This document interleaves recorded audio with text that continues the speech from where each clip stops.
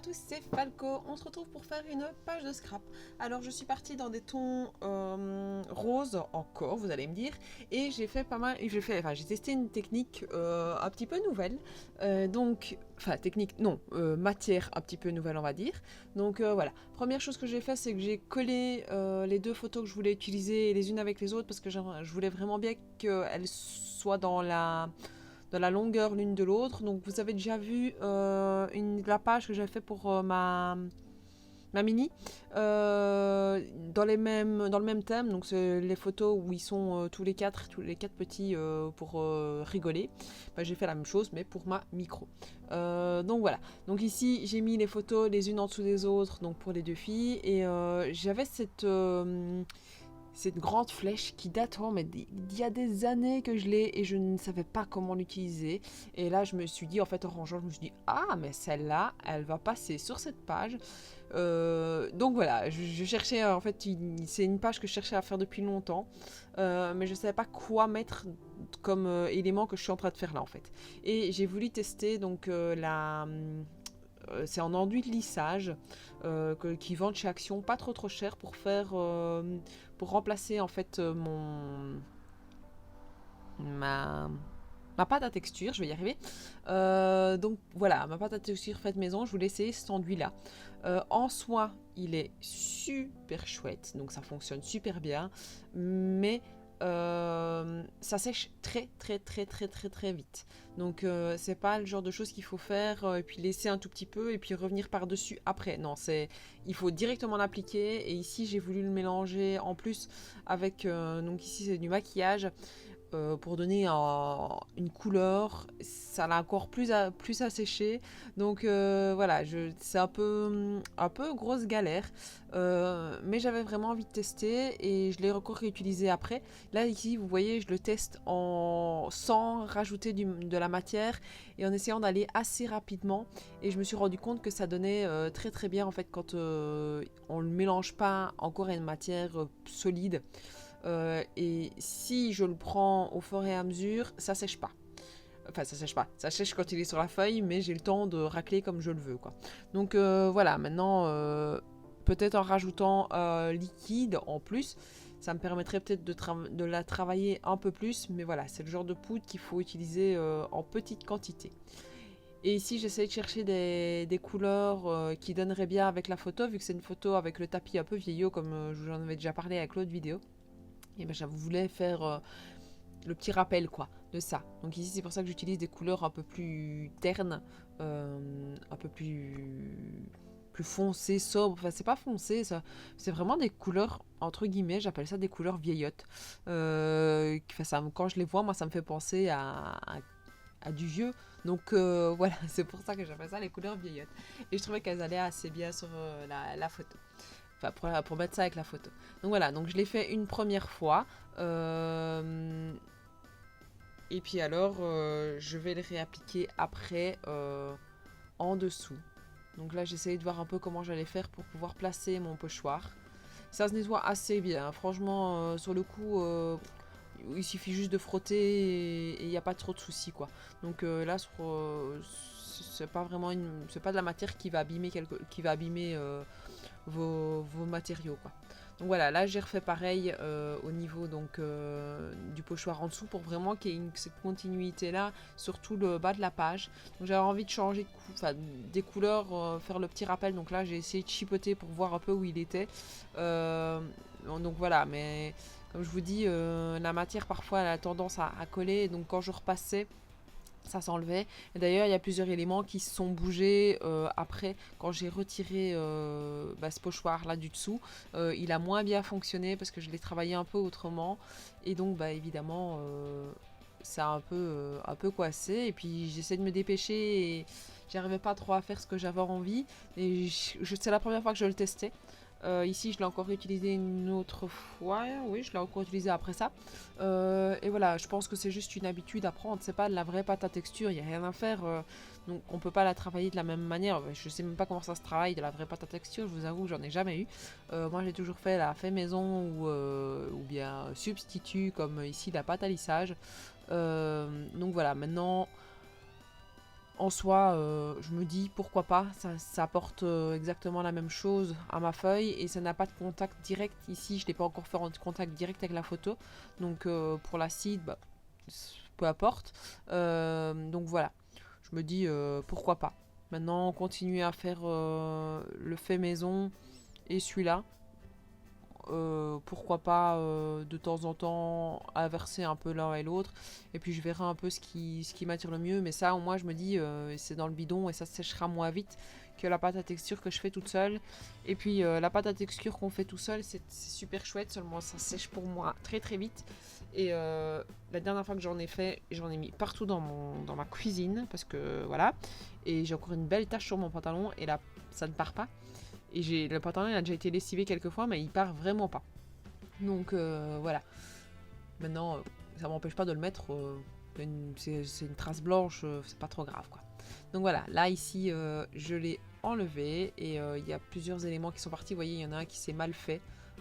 Et bon, c'est pas grave. De toute façon, je voulais mettre, enfin, je vais le cacher avec d'autres choses.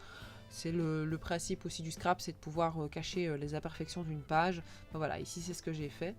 Donc voilà. Ici, je regardais voir si ça allait aller pour pouvoir le mater, ma photo, sur du papier. Donc, je suis restée à chaque fois dans les mêmes idées du bloc. Donc, j'ai repris les feuilles du même bloc et j'ai regardé ce qui allait aller bien avec. Donc voilà. Et j'adore ici pouvoir déchirer mon petit papier et qu'à chaque fois que je déchire, bah, j'essaie de réutiliser le petit déchet directement. Comme ça, bah voilà, maintenant quand c'est utilisable. Mais bon, voilà. Parfois ça l'est pas, mais parfois ça l'est.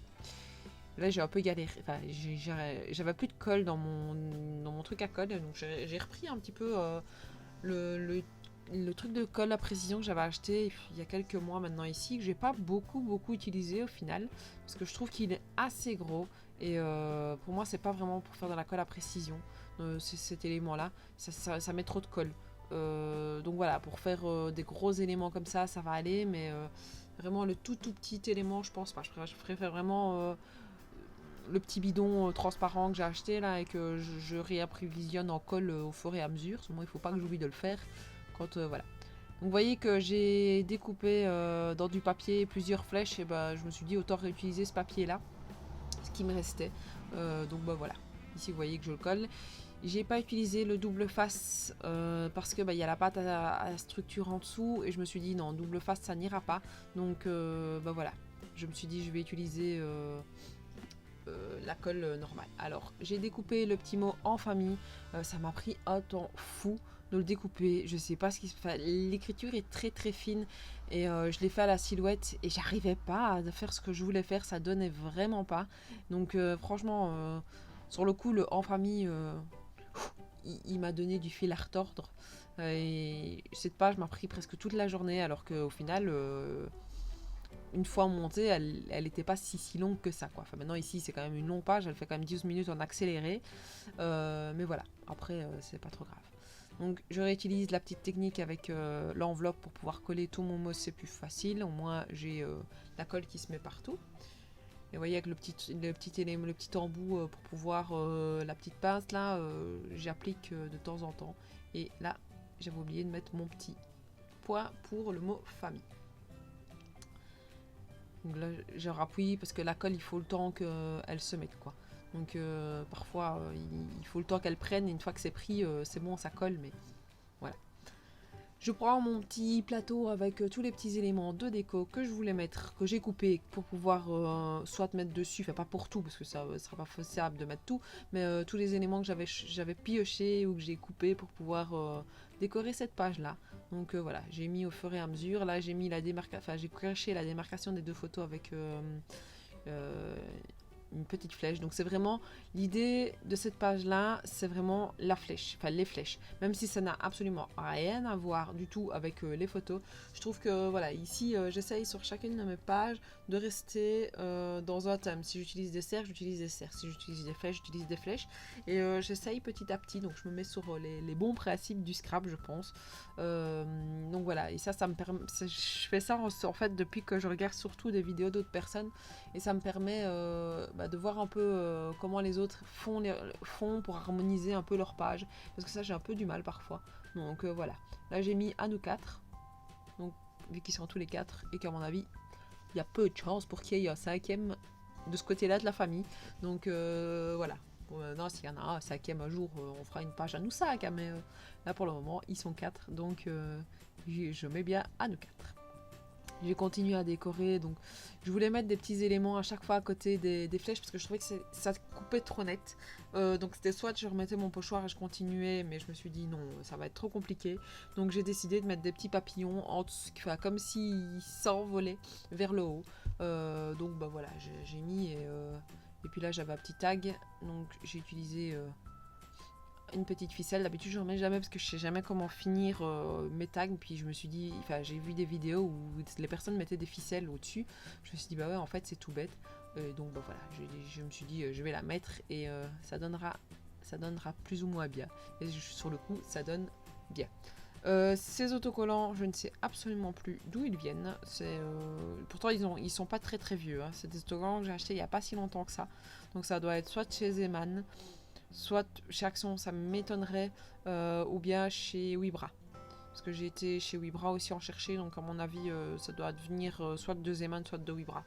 Donc voilà. J'ai donc utilisé aussi des petits tampons. Je vais encore bien finir la page avec des petits tamponnages. Donc ensemble, c'est tout. Et puis j'ai mis aussi sur les côtés, je cherchais où j'allais mettre, c'est entre copains. Donc j'espère qu'ils vont pouvoir se considérer vraiment copains en grandissant. Donc je me suis dit, bah voilà, pourquoi pas. Et tant de rêves à partager entre eux, ça, ce sera un gros point à essayer d'avoir avec eux. Et puis j'ai mis des petites attaches parisiennes, donc sur le côté, pour fignoler la page. Et donc voilà, la page est finie. Je vous la montre de plus près. Ouais, là j'ai essayé de faire des petites taches blanches, mais ça n'allait pas. Enfin, tout compte fait, j'ai réussi, mais voilà. Je suis pas sûre qu'on les verra parce que j'ai fait ça dans le noir. Enfin, si vous voyez, il y a des petites taches sur les côtés. Mais voilà. Donc n'hésitez pas à me dire ce que vous pensez de cette page, à me suivre sur Facebook, sur Instagram, à vous abonner à ma chaîne si ce n'est pas déjà fait. Et je vous dis à la prochaine. Ciao, ciao.